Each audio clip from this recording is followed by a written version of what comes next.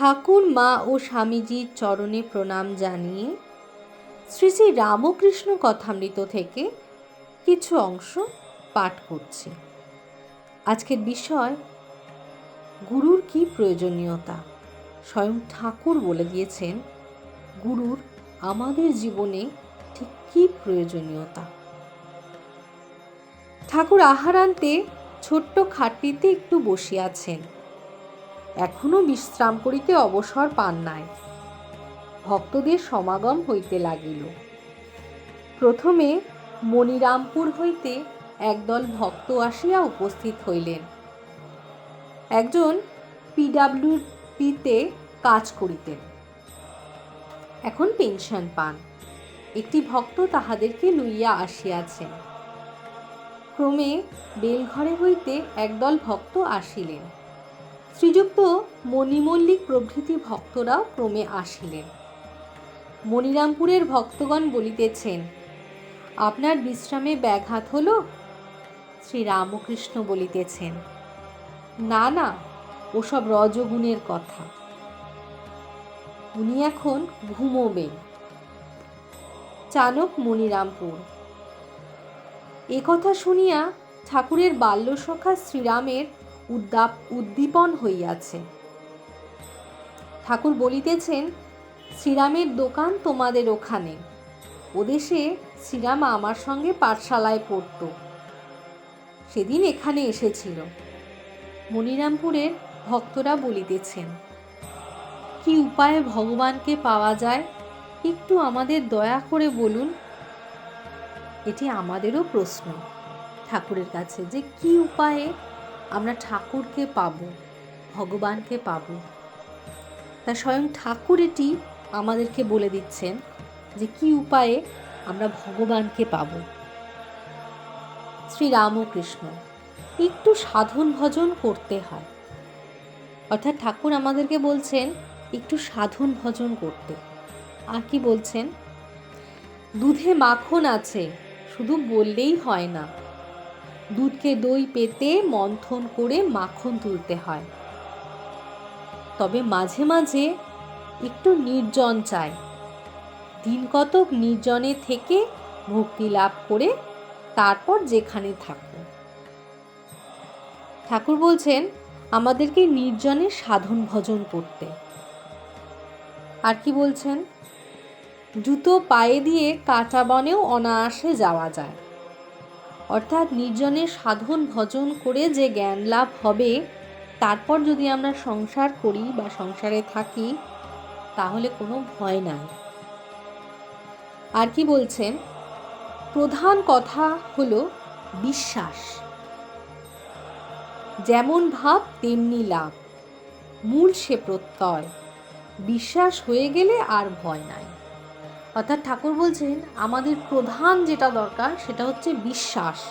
বিশ্বাস হলে আর ভয় নাই। মনিরামপুর ভক্ত, আগা গুরু কি প্রয়োজন? অর্থাৎ আমাদেরও একটি প্রশ্ন যে আমাদের কি গুরু প্রয়োজন? ঠাকুর কি বলছেন, শ্রী রামকৃষ্ণ, অনেকের প্রয়োজন আছে, তবে গুরু বাক্যে বিশ্বাস করতে হয়। গুরুকে ঈশ্বর জ্ঞান করলে তবে হয়। অর্থাৎ ঠাকুর বলছেন গুরু বাক্যে বিশ্বাস, অর্থাৎ গুরু যা বলবেন তাতে বিশ্বাস করতে হয়। কিরকম বিশ্বাস? বলছেন যে একটি শিশুকে যখন তার মা বলে ওই ঘরে জুজু, তখন সেই শিশুটি সেটি বিশ্বাস করে যে না, ওই ঘরে জুজুই আছে। ঠিক সেই শিশুর মতো সরল বিশ্বাস প্রয়োজন। তাই ঠাকুর বলছেন, তাই বৈষ্ণবেরা বলে গুরু কৃষ্ণ বৈষ্ণব। তার নাম সর্বদাই করতে হয়। কলিতে নাম মাহাত্ম্য, অন্নগত প্রাণ, তাই যোগ হয় না। তার নাম করে হাতে তালি দিলে পাপ পাখি পালিয়ে যায়। সৎসঙ্গ সর্বদা দরকার। গঙ্গার কাছে, গঙ্গার যত কাছে যাবে ততই শীতল হাওয়া পাবে। অগ্নির যত কাছে যাবে ততই উত্তাপ পাবে। অর্থাৎ ঠাকুর বলছে যে গুরুবাক্যে বিশ্বাস করতে, গুরুকে ঈশ্বর জ্ঞান করলে তবে হয়। আর কলিতে নাম মাহাত্ম্য, অন্নগত প্রাণ তাই যোগ হয় না, তার নাম করে হাতে তালি দিলে পাপ পাখি পালিয়ে যায়। আর বলছেন সৎসঙ্গ সর্বদা দরকার। বলছেন উদাহরণ দিয়ে ঠাকুর, যেমন গঙ্গার যত কাছে যাবে শীতল হাওয়া পাবে, অগ্নির যত কাছে যাবে ততই উত্তাপ পাবে। অর্থাৎ সৎসঙ্গ করলে ততই আমরা ঈশ্বরের কাছে যেতে পারব।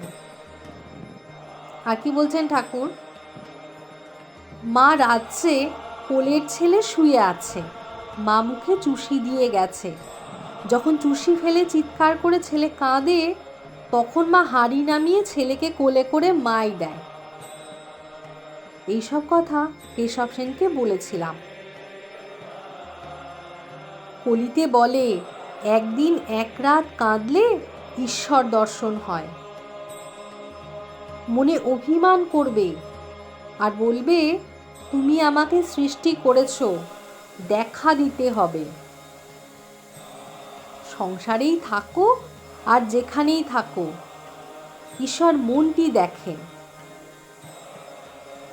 বিষয়াসক্ত মন যেন ভেজা দেশলায়, যত ঘষও জ্বলে না। একলব্য মাটির দ্রোণ অর্থাৎ নিজের গুরুমূর্তির সামনে রেখে বাণ শিক্ষা করেছিল।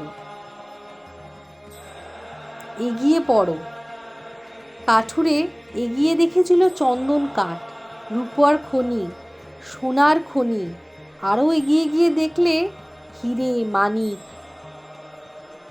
যারা অজ্ঞান তারা যেন মাটির দেয়ালের ঘরের ভিতর রয়েছে, ভেতরে আলো নাই, আবার বাহিরের কোনো জিনিস দেখতে পাচ্ছে না।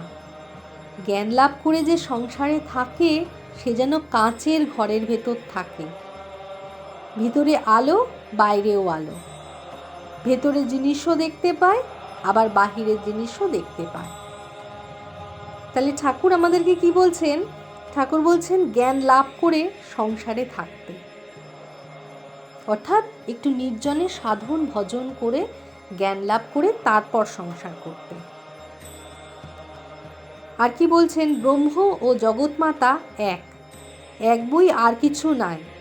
সেই পরব্রহ্ম আমি যতক্ষণ রেখে দেন ততক্ষণ দেখান অবিদ্যা শক্তিরূপে সৃষ্টি স্থিতি প্রলয় করছেন।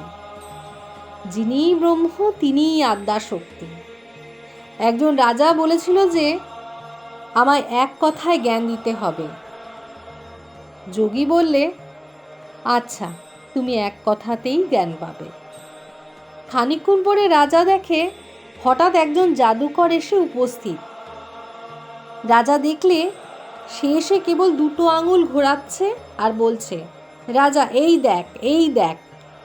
রাজা অবাক হয়ে দেখছে, খানিকক্ষণ পরে দেখে দুটো আঙুল একটা আঙুল হয়ে গেছে।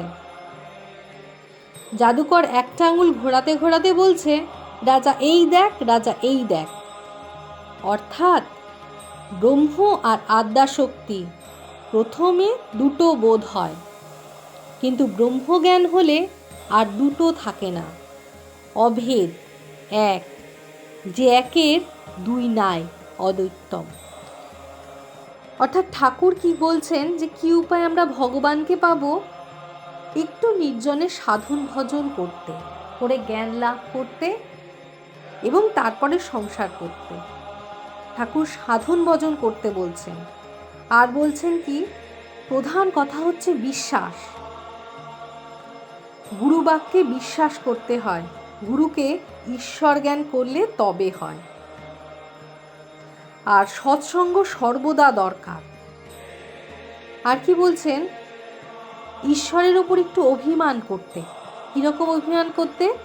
তুমি আমাকে সৃষ্টি করেছো, দেখা দিতে হবে। আমরা যেখানেই থাকি, সংসারে থাকি কি সংসারে থাকি না, ঈশ্বর সেই সব দেখেন না।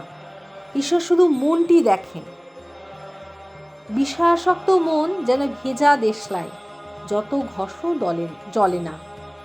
বিশ্বাসের প্রয়োজন।